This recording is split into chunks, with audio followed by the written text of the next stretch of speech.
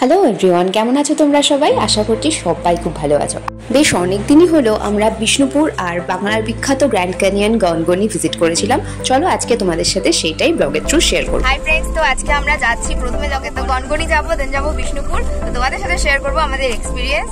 সময়টা হচ্ছে নভেম্বর মাসের শুরুর দিকে, তখনও শীত সেভাবে পড়ে। শীতের দুপুরে রোদ্দুরে তখন আমরা দরদরিয়ে ঘামছি। প্রায় 1.5 ঘন্টা গাড়ি জার্নি করে আমরা ফাইনালি পৌঁছে গেলাম গনগনি। চলে এসেছি গনগনিতে। এবার এখন বাজে হচ্ছে 12:30, একদম ঠান্ডা রোদ। যদিও আজকে ওয়েদার এখানে হাওয়া টাওয়া আছে, তো ভালো আছে। তো আমরা এসছি, আমার বাবা মা এসছে, মামা মামি এসছে, প্লাস আমাদের যে বাড়ির যে বাড়িতে থাকি সেই বাড়ির সেই বোনটাও এসছে, সবাই আছে। তো চলো দেখা যাক। এর আগে আমি অনেকবারই এসছি এখানে, কিন্তু এখানে সে ব্লগ করা হয়নি। আর এখানে কনস্ট্রাকশনও চলছিল, এখন মনে হচ্ছে কনস্ট্রাকশন প্রায় কমপ্লিট হয়ে গেছে। তোমাদের দেখো এখানে রিসর্ট মতো হয়েছে। সবে উদ্বোধন হওয়াতে এটা এখনো তালা বন্ধ, তবে আগামীতে যত পর্যটকেরা আসবে আশা করি এখানে থেকে তারা গনগনির প্রাকৃতিক শোভা উপভোগ করতে পারবে। তবে সবার আগে বলে নেই গনগনি সম্পর্কে কিছু কথা। গনগনি হলো শিলাবতী নদী দ্বারা তৈরি একটা নদী খাত। এটাকে বাংলার গ্র্যান্ড ক্যানিয়নও বলে। আকৃতিতে বিশাল এই নদী খাতের সাথে জড়িয়ে আছে বাংলার ইতিহাসের অনেক রকম গল্প কথা। তবে শিলাবতী নদীর গতিপথ এখন অনেকটাই দূরে সরে গেছে এই গনগনি থেকে, আর তাই অদ্ভুত সৌন্দর্যে ভরপুর এই প্রাকৃতিক স্থাপত্য সগর্বে একা দাঁড়িয়ে নিজেরই ইতিহাসের গল্প বলে চলেছে ক্রমাগত। শোনা যায় মহাভারতের ভীম বকরাক্ষসকে এখানেই বধ করেছিল। আসার পরে রোদটা কিছুটা কমলো, সেই জন্য বেশ অনেকটা ভালো হয়েছে। মায়েদের একটু অসুবিধা হচ্ছে ওপর থেকে নামতে, যাই হোক সেটাই চেষ্টা করছি নামানোর। ধরবে পুরো স্ট্রাগল করছে নামার জন্য, কারণ মায়ের তলার জুতোর সোলে অত গ্রিপ নেই। তোমরা যখনই এখানে আসবে ঠিক সেভাবে সেরকম ভালো একটা সোলওয়ালা জুতো পরে আসবে। সূর্যোদয় আর সূর্যাস্তের সময় গনগনির এক অদ্ভুত সৌন্দর্য আমাদের চোখে ধরা পড়ে। তাই এই দুটোই হলো গনগনি ভিজিট করার উপযুক্ত সময়। যদিও এখানে ভোরবেলা থেকে প্রাতঃভ্রমণকারীদের আনাগোনা শুরু হয়ে যায়। তো মায়েরা স্ট্রাগল করতে করতেই সব জায়গায় যাচ্ছে, গিয়ে ফটো তুলছে। আর আমার ফটো তোলার অত বাতিক নেই, বিকজ এর আগে আমি এসেছি আর অলরেডি এখান থেকে ফটো তুলে নিয়ে গেছি, সেই জন্য। আর সূর্যাস্তের সময়ও অনেকেই এখানে আসেন পরন্ত বিকেলের রোদ মেখে ইভিনিং ওয়াক করতে। ফটোশুট করে নামছে। আর আমাদেরও মোটামুটি ঘোরা হয়ে গেছে, মা আর হাঁটু ব্যথায় আর যেতে পারছে না, তো এই জন্য এখন আমরা ফিরবো, ওই যে মায়েরা যাচ্ছে। তবে ফিরে যাওয়ার আগে আমরা চললাম শিলাবতী নদীকে একদম কাছ থেকে স্পর্শ করে দেখার জন্য। কিছুদিন আগেই বর্ষা গেছে, তাই শিলাবতী নদী এখনো বেশ টলবল। শিলাবতীর শীতল স্পর্শে প্রাণ পাচ্ছে এই প্রাণীকুল। মা মামিরা তো শিলাবতীকে গঙ্গা তুল্য বলেই মান্য করলো। যাই হোক, এরই মধ্যে আমরা দেখলাম বেশ কয়েকজন বাচ্চা ছেলে বাঁশ নিয়ে চলেছে ছোট ছোট মাছ ধরতে। তবে সেই মাছ ধরা উপভোগ করার মতো সময় আর আমাদের হাতে নেই, তাই আমরা ফিরে চললাম। এসছি এখন সর্বমঙ্গলা মন্দিরে, খুবই জাগ্রত মন্দির এটা শুনেছি। বিষ্ণুপুর যাওয়ার পথেই পড়লো সর্বমঙ্গলা মন্দির। অনেক প্রাচীন আর খুবই জাগ্রত মন্দির বলেই কথিত। এখানে আমরা বেশ কিছুক্ষণ সময় কাটিয়ে রওনা দিলাম বিষ্ণুপুরের উদ্দেশ্যে। সর্বমঙ্গলা মন্দিরের সবচাইতে উল্লেখযোগ্য ব্যাপার যেটা আমার চোখ আকর্ষণ করলো, সেটা হচ্ছে এখানে সমস্ত রকম পশু প্রাণীরই অবাধ যাতায়াত, যেটা সহজে চোখে পড়ে না। যাই হোক, এরপরে আমরা চলে এলাম বিষ্ণুপুরে। প্রথমেই চলে এলাম বিষ্ণুপুরের ছিন্নমস্তা মন্দিরে। তার পাশেই কিন্তু অনুষ্কা অনুভবের অবস্থান, তাদের ব্যাপারে পরে আসছি।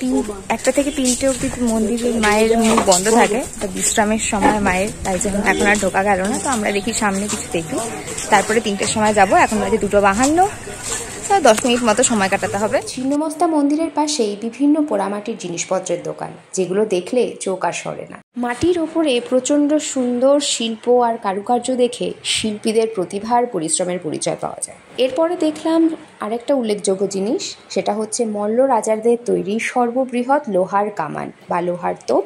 এটাকে দলমাদল তোপও বলা হয়ে থাকে। সো এটা হচ্ছে দলমাদল পাড়া, আর এটা হচ্ছে দলমাদল তোপ।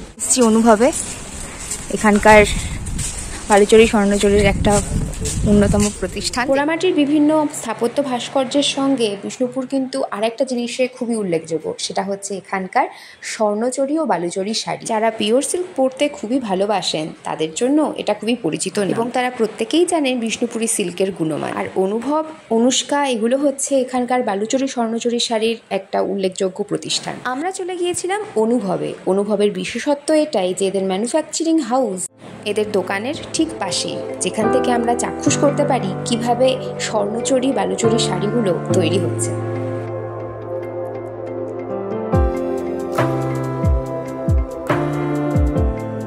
হয়ে গেছে কেনাকাটি, মাও কিনেছে, মামিও কিনেছে, গরমের শাড়ি কিনলো।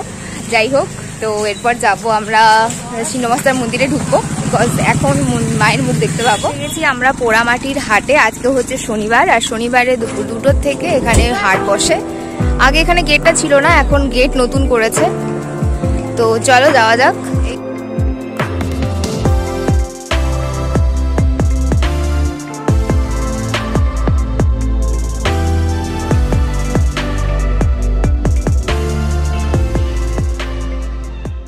মেইনলি শনিবারে পোড়ামাটির হাট বসলেও রবিবারেও কিন্তু এই ভাঙা হাটটা দেখা যায়। তবে শনিবারে যে আদিবাসী নাচটা দেখা যায় এই জায়গাটায়, সেটা কিন্তু রবিবারে আর দেখা যায় না। এরপরেই আমরা চলে গেলাম জোর বাংলা মন্দির দেখতে, যেটা কিনা এখানকার প্রাচীন স্থাপত্য ভাস্কর্যের মধ্যে একটি। এখান থেকে আমরা চলে এলাম রাসমঞ্চে। চলে এসেছি আমরা রাসমঞ্চে। এখন বাজে বিকেল 4:45। সানসেটের 30 মিনিট আগে এটা বন্ধ হয়ে যায়। পুরোনো মন্দিরগুলো দেখার জন্য টিকিট সিস্টেম আছে, যেটা কিনা অনলাইনেই কাটা যায়, আবার অফলাইনেও কাটা যায়। অফলাইনে কাটলে কিছু এক্সট্রা চার্জেস পে করতে হয়। তো সেই টিকিট দিয়েই আমরা সমস্ত মন্দির ভিজিট করতে পারি। আমাদের হাতে সময় কম থাকায় সব মন্দির ওপর থেকে ভিজিট করে আমরা তোরণদ্বার দেখতে গেলাম। বেজে গেছে এখন 5:10 and we are too tired। আর মায়েদের আর যেতে ইচ্ছে করছে না। যাই হোক, মামারা গেছে ওই ওপরে, তো আমিও ভাবছি যাই একটু দেখে আসি ওপরে কি দেখতে আছে। ওই যে মামারা দাঁড়িয়ে আছে, মামার বা উঁচু টিলাটি থেকে তোরণদ্বারকে দেখায় অদ্ভুত সুন্দর, তাও সূর্যের পড়ন্ত আলোতে, সেটা তোমরা দেখতেই পাচ্ছ। এরপরে আমরা চলে গেলাম আবার পোড়ামাটির হাটের দিকে আদিবাসী নাচতে। নাচের আওয়াজ হচ্ছে, নাচও হচ্ছে। পোড়ামাটির হাট তখন জমজমাট, যদিও ভিড়ের একটা অংশ তখন নাচ দেখতে ব্যস্ত।